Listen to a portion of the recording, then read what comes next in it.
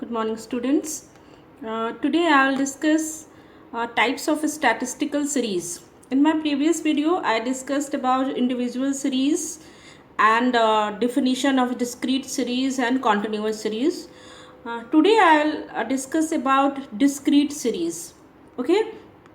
Before that, I again repeat it. What is individual series? Individual series refer to that series in which items are listed. This very clearly seen that items are listed singly. That means each item is given in separate value of measurement. With example I already explained. Again I am saying, if marks of 10 student in class level are given individually, it will be form a individual series. Okay, now next one is discrete series. First, what is discrete series? Discrete series, if we define as a discrete series, is that series where individual values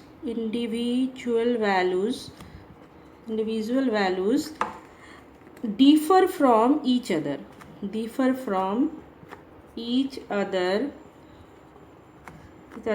by definite amount. That is discrete series. For example, discrete series, if the student marks of 20 students is given, and if we have to form this so this marks in a statistical series, then either we can represent in individually, like for roll number 1 student, one according to roll number marks will be given, then that will be individual series. If we or represent data like in a form of group, like 50, suppose 50 is the highest marks. Here I will make a column. If one is marks and another one is number of student, that is frequency. Suppose 50 marks got 5 student, 40 marks got 4 student. Likewise, this is the form of discrete series, because here individual value differ from each other by a definite amount. So that is discrete series. Then what is the process to form this table? How we will form the table of how will we make a discrete series? Here I will discuss it, how to form. There are certain rules and regulation to form discrete series. Okay, now construction of discrete series, how I am writing over here, what are the process. Now construction of discrete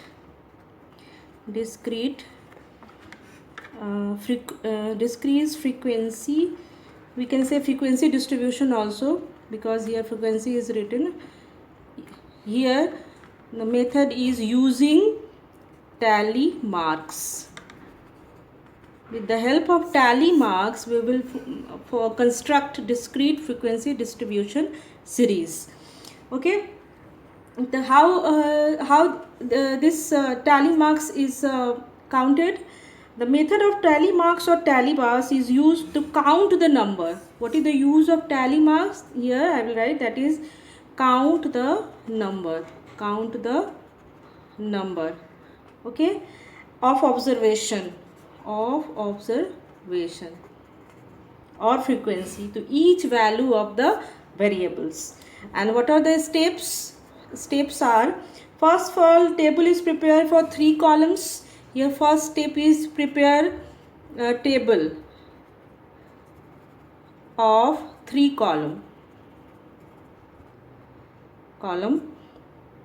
is with 3 headings. First one is variable, second one is tally marks, and third one is frequency. Here I am writing, there is a shortage of space, then you can see here. First in the table, the first column will be variables. Okay, the first column, second column will be tally marks,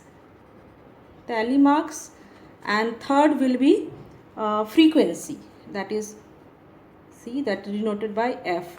Variable will be denoted by X or Y, whatever, and now tally marks. In the second step, the first column, each possible value of variable will be written. And second column, tally marks denoted by like this. That is the denotion of tally marks, noted for every observation against its corresponding values. And next step is, after a particular value is occurred 4 times, suppose 4 times occurred, then suppose here is the list of marks like 2 4 6 7 8 2 2 8 2. Suppose here 2 2 2 is used it 5 times. Okay, the first one is 2 1. This is the tally marks for first two. Then second 2 is here, then tally marks is 2. Third here, fourth here, and if the fifth one will come there 2, then that will be written like this. Okay, that is the tally mark. Means after a particular value has occurred 4 times, for the fifth occurrence we put a cross tally marks, cutting the first four marks, and this gives a block of 5. That will be counted 5. Okay, for the sixth item we put another tally mark, that is the 5, and if the 2 will be again here, then another marks will be used like this. That is fifth, 5, and then 6. Okay, and in third column, that is the third column, we put the total of tally marks. Suppose here the total, that is means here 6. We will write total of tally marks over in third columns, corresponding to each value of the variable. Okay, suppose I am that is that is the process to form a discrete series, and that is what I discuss is these are the methods. Now I will explain with the help of example. Okay, student, this is the question here. The question is, represent the marks of 28 student of class 11 in the form of discrete frequency distribution. Here these are the marks of 28 student of class 11. Okay, these are the marks of 28 students. Now this is the raw data, and we have to convert it into a discrete frequency distribution series. Okay, the first step, what would we do? The first step is while write the value of different marks. These are the marks, and the second column, first will make the table. I will make here a table of first one in first table, second and third. In first table I will write that is variable, that is marks variable, then tally marks, that tally marks, and third one is frequency. Okay, the first marks, we will find out lowest marks. Here the lowest marks is 10. The first marks will be 10. Then second is you will see next which marks will supposed to come, then that is 15. Then next one should come 20, and last one is 25. Okay, we have marks of 28 student, and these marks are basically four types. Basically, few student got 10 marks, few student got 15, few 20, and few 25. Suppose this is the marks of 28 students. Now how will we will make tally marks? The first thing, suppose 10 marks, how many students got 10 marks? Here the first one, I will write here, this is the sign of tally marks, 1. Second 10 marks is here, we will cut it also, so there will be no mistake in counting. So second is here, then third one is here, then third one, then fourth one is here, write it fourth one, then fifth one is here, as I discussed, that should be the sign of fifth one, tally marks. Then sixth one, 6, then that is seventh one. Okay, we have 7 student who got 10 marks, and we will show that kind of tally marks over here. Okay, so frequency will be of course 7, means 10 marks got 7 student in the class, and this is the sign of tally marks. Now 15 marks, how many student got 15 marks? Okay, Again I will count here. First one, first tally mark, second, then third, then fourth, next one is fifth. Of course fifth will be like this, there will be cross. Fifth, now sixth one, now seventh one, eighth one, and this is ninth one. Okay, means 9, means 9 student got 15 marks. Now next is 20. Okay, again 20, first one, first 20, second 20, third, then fourth, then fifth,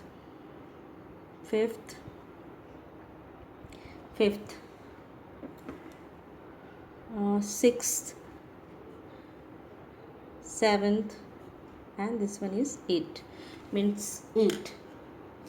20 marks, 8 student got 20 marks. Now 25 marks. Okay, the first one is here, second one is here, third, fourth, that's it, means fourth student got 25 marks. Okay, and if we add the frequency, that must be number of students, that is 28. You will see if you add this, it means 28, means the table is correct. Okay, it is clear that out of 28 student, 7 student got 10 marks, 9 student got 15 marks, and 8 student got 20 marks, and 4 student got 25 marks. In the given frequency, in this frequency distribution, the marks of a student are a discrete variable which can take integral value 10, 15, 20, 25, and that should be noted that in case of discrete frequency distribution, identity of various observation is not lost. That means it is possible to get back the original observation from the given frequency distribution. Okay, I hope student you must learn how to form a frequency distribution, discrete frequency distribution series. Okay, and you should practice at home also. This is discrete frequency distribution series. Next series is continuous series or grouped frequency distribution series. Now students, next is continuous series.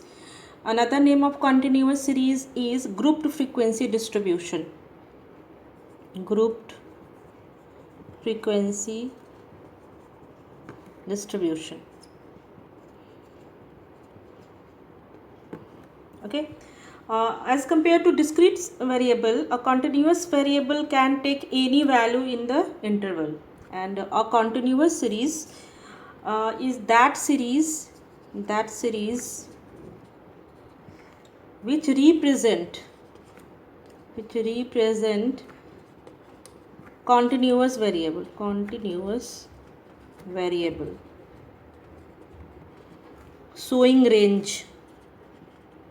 showing range of values of different items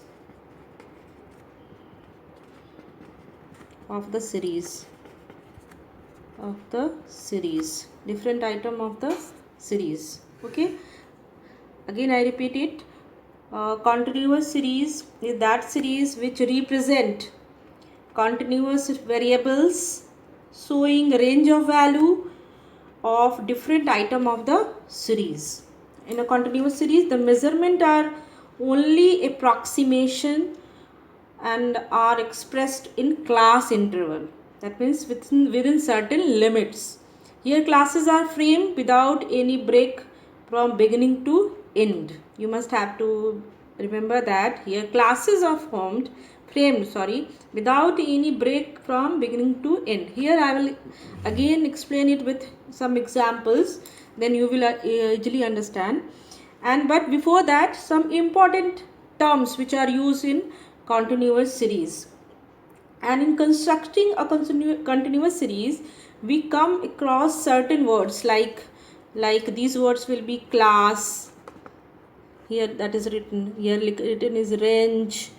Okay, class or class interval, class limits. These word will be used. Class intervals, range, etc, etc. Okay, so first here I'll discuss about these terms which are used in continuous series. The first thing is class. What is class? Okay, the class hereby means a group of numbers,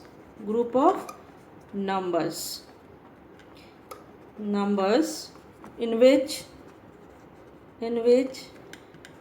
items are placed such as, like this, such as suppose 0 to 10, 10 to 20, 10 to 20, 20 to 30, etc, etc. The classes should be clearly defined. The classes are clearly defined over here and should not need any confusion. That should be in continuous. Classes should be exhaustive and mutually exclusive. What is exclusive and inclusive? I will discuss it later. Okay, so that any value variable corresponding to one and any one of the classes. Now, number of classes. How many number of the classes should be in continuous series? The number of classes depends largely on the judgment of the individual investigator. It depends upon the investigators.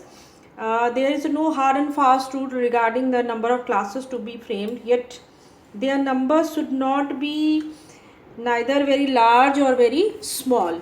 Okay, and the number of classes should be between 5 and 15. That is the ideal number. If number of classes is less than 5, if suppose number of classes is less than 5, then every term will not be included in the proper way.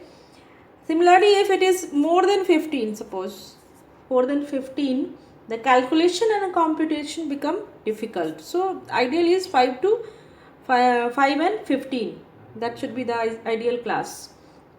Next term, that is class limits. Here, class limits, that is class. Now next one is class limit. What is class limit? Class limits. What is class limits? Okay, class limits is the lowest and highest value, the lowest and highest values of the variables within a class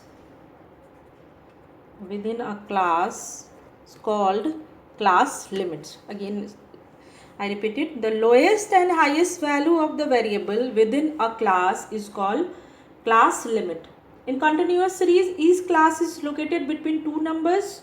These two numbers makes class limit. The lowest value of class is known as lower limit. Lowest value of the class is known as lower limit, and that is will be denoted with L1. That is lowest lower limit.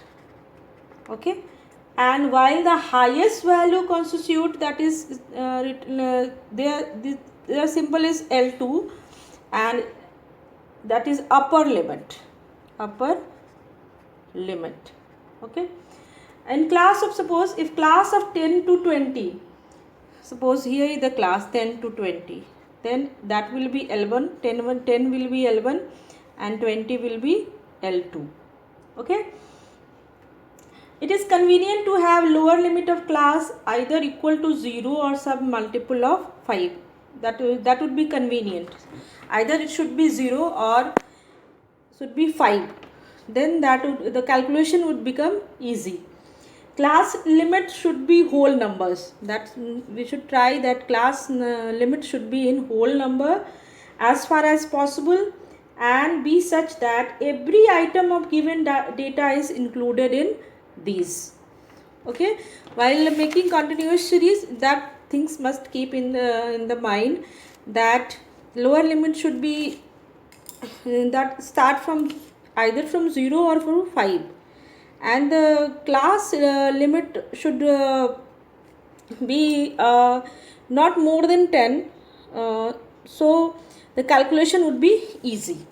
Okay, I will explain it with the with the help of example. First you should know what are these concepts, like what is class and what is class limits. How continuous series will be formed, that I will discuss it later. First you should know what is the concept, what is class limit, what is class interval. Now next, what is range. Okay, so now next concept is class interval. What is class interval? Now student, what is class interval? The difference between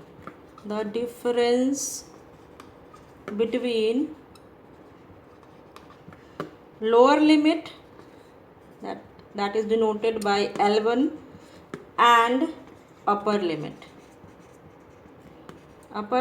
that is denoted by L2. Okay, is known as class interval. The class interval is, what is symbol of class interval? Generally I or C. Okay, and what is I? It means what is class interval. Suppose formula of class interval that is denoted by I is L2 minus L1. That is the formula of class interval, L2 minus L1. Class interval is also known as magnitude or size. With the help of class interval we are able to know magnitude or size or length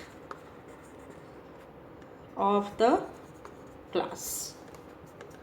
Okay, this is the class interval. Okay, now one is, what is width of class interval? What is width of class interval? Width, while corresponding to frequency distribution, it is desirable that width of each class interval should be equal in size. The size of each class interval can be determined by this formula. Formula of width of class interval is largest